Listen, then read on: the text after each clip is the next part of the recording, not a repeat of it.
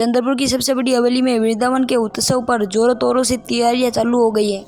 अभी दादी बोलती है, आओ आओ लड़कियां, सुकून का सारा सामान रसोई के पास रखा है। दादी, चंद्रपुर की सबसे बड़ी हवेली में आए हैं, ऐसे ही सुख सुख के नहीं जाएंगे हम इस हवेली से। हाँ लड़कियों, इतनी शुभ अवसर पे आपको ऐसे ही विदा नहीं करेंगे हम।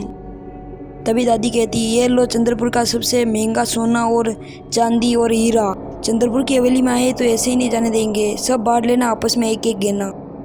हाय देवा, दादी ने तो हमको सोने का छिक्का दिया और गहना दिया।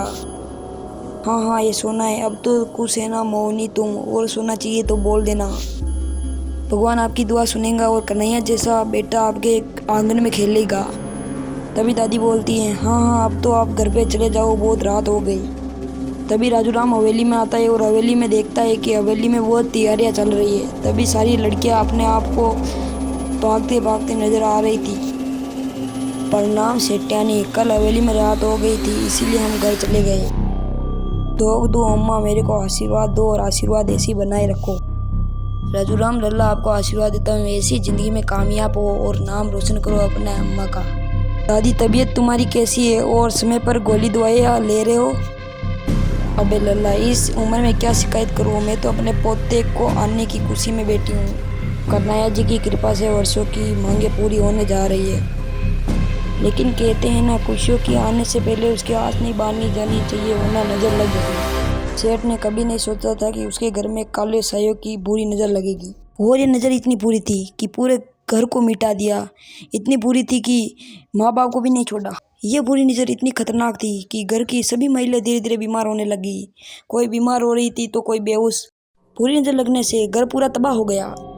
बुरी नजर का साया इतना खतरनाक था कि एक महिला की तो मृत्यु हो गई थी। बुरी साया ने मुझको पुकारा, तो किधर है, मैं तेरे को मिटा दूंगी इस दुनिया से।